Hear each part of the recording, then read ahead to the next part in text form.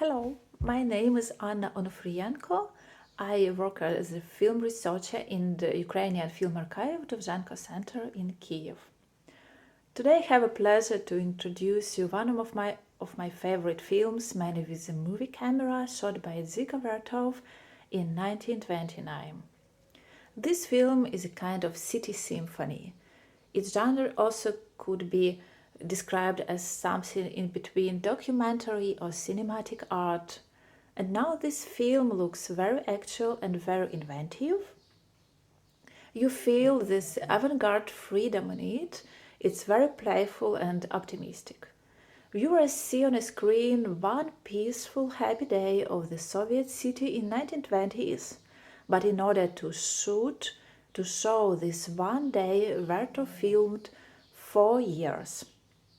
He quarreled with his brother and Russian studios, and he was really obsessed with shooting it. I would like to introduce you some of the ideas that stay behind this film. As we know, Dzigos Vertovo is a prominent avant-garde film director. He is also creator and member of the artistic team called Kino. This team also included, among others, his wife Elizaveta Svilova and his brother Mikhail Kaufman. The word kino is neologism invented by Vertov, and it means cinema eye man. Movie camera they called kino glass, that means film eye. The word kino glass was also used to describe the method of shooting with a subjective camera that captures life unexpectedly, that captures life as it is. Of course, afterwards, Vertov used montage technologies, but while filming, for him it was really important to catch this raw reality. The 20s was period of artistic manifestos. Vertov and Kino also created their own manifesto, and it was called V variant of manifesto. It was written in 1922. In it they proclaimed, "We are cleansing kinochestvo, Kino's method of filmmaking, of foreign matters, of music, literature and theater. We seek our own rhythm, one lifted from nowhere else, and we find it in the movements of things." So they wanted to find specific cinematic language based on movement and separate from other arts. In the same manifesto, they wrote about poetry of machines and electric men. Kino refused to show humans as the central and main subject of the film. They proclaimed humans not so perfect as machines are. Since the time this manifesto was written, Vertov shot several full-length documentaries, dozens of newsreels, and even one cartoon in Russia, but he managed completely to fulfill his ideas only when he moved to Ukraine in 1927.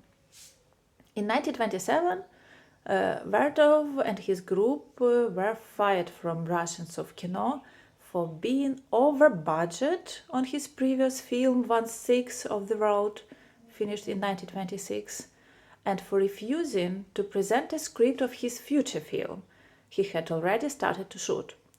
And this film had to be made with a movie camera, and its first working title was The Movie Camera's Race Across the USSR. But Vertov's method of shooting and documentation of the reality as it is made it impossible to write something like the ordinary script before finishing shooting and editing. And these reasons of firing of Kinox from Russian studios could be just pretext to get rid of inconvenient filmmakers in the period of imposing most strict censorship and started a fight against formalism in art.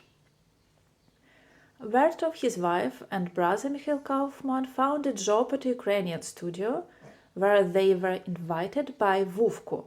Vuvku is translated the All-Ukrainian Photo Cinema Administration. Vuvku was responsible for all the film process in Ukraine at that time, And for several years, the situation in Ukrainian culture remained more free than in Russia. Cultural institutions continued to be more or less autonomous from Moscow, but it didn't last long. In 1930, Vuvku was closed and all Ukrainian film industry was subordinated to Russia. But during these 3 years of work in Ukraine, Vertov and his team managed to fulfill a lot of their ideas, manifested earlier, and noticeably develop his experimental montage method. At Ukrainian studios, Vertov shot his first film without intertitles. It was the 11th year, shot in 1928, and it was about industrialization and the electrification of the east and south of Ukraine. After that, he made his film manifesto, Man with a Movie Camera. You will see it today. In 1929 it was shot, and the next year he managed to shoot the first Ukrainian sound film, Enthusiasm, the Symphony of Donbass, in 1930. In Man with the Movie Camera, Vertov did a lot of inventions that highly influenced further development of the cinematic language. For example, he used a method of creative geography. He combined shots from different cities, mainly Kiev, Odessa, and Moscow, in order to create the impression of showing a single Soviet city and its citizens living their everyday life from dawn till dusk. Also, Vertov created in his film a kind of electric man proclaimed in early manifestos of Kinox. We often see on the screen Vertov's brother Mikhail Kaufman, the cinematographer, who is inseparably connected with an apparatus, a movie camera. The camera becomes an extension of his body. Camera lenses are an extension of Kaufman's eyes. Till now, Man with the Movie Camera remains the most vivid example of self-reflexive analytic film that explores the medium of film and demonstrates how the film apparatus works. It shows not only the work of the cameraman, but all stages of film production, editing, screening, etc. Moreover, what's interesting is that we see not how any film is done, but the creation of the film we are watching right now, the creation of Man with a Movie Camera.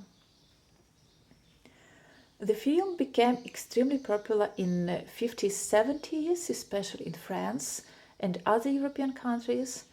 As Vertov's biographer and researcher John Mackay noticed, in April 1953, a month after Joseph Stalin's death, Cahiers du Cinéma magazine published the transcript of a post-screening discussion of Dzigos Vertov's Man with a Movie Camera.